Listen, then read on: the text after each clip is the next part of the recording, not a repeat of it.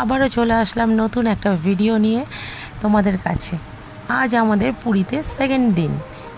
তো তোমরা সবাই বলো আমাদের পুরী ট্রিপের ভিডিওটা কেমন লাগছে তোমাদের। একটা ভালো লাগলে সাবস্ক্রাইব করে দিও, লাইক করে দিও অ্যান্ড শেয়ার করে দিও। আজ আমরা সকাল সকাল রেডি হয়ে কোণারক সূর্য মন্দির, নন্দনকানন দর্শন করতে চলে যাচ্ছি। বেরিয়ে পড়লাম কোণারক সূর্য মন্দিরের উদ্দেশ্যে।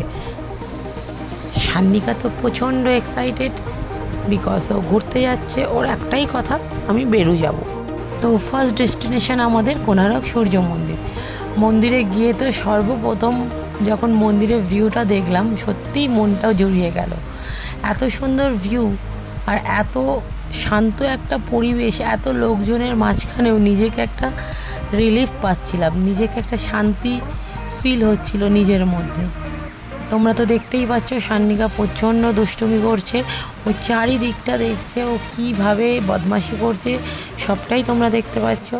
বিকজ ও এক্সাইটমেন্টে বদমাশিটা বেশি শুরু করে দিয়েছে। কোণারক সূর্য মন্দির আমাদের দর্শনের পর আমরা বেরিয়ে পড়লাম নন্দনকাননের উদ্দেশ্যে।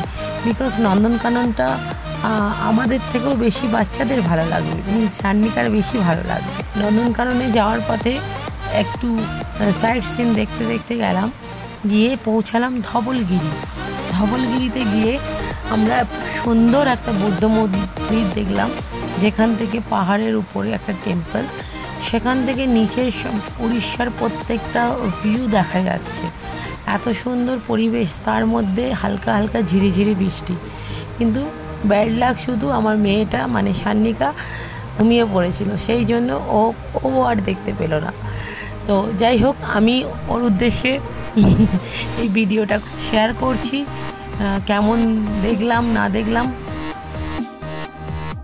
তারপর আমরা বেরিয়ে গেলাম নন্দনকাননের উদ্দেশ্যে। বিকজ নন্দনকানন আমাদের থেকে বেশি ভালো লাগবে বাচ্চাদের, মিনস সান্নিকার জন্যই নন্দনকাননটা আমাদের যাওয়া। তো নন্দনকাননে আমরা একটা সাফারি ট্রিপ নিয়ে নিলাম। প্রথমে ব্যাটারি গাড়িতে করে আমরা ঘুরলাম। ও তো প্রচণ্ড এক্সাইটেড ওই গাড়িতে চড়ার জন্য, আর প্রচণ্ড বদমাশি করছে। তো আমরা যাই হোক নন্দনকাননের সব কিছু দেখলাম।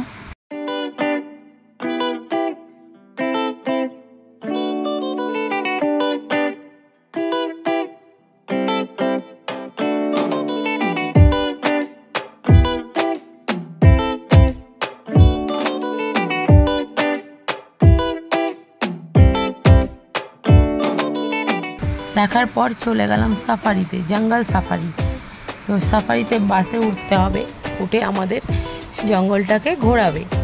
এবার বাসে উঠে আমরা তো অনেক কিছু দেখতে পেয়েছি, হরিণ দেখতে পেয়েছি, ময়ূর দেখতে পেয়েছি, সিংহ দেখতে পেয়েছি। কিন্তু ব্যাড লাক আমাদের, আমরা বাঘ দেখতে পারিনি।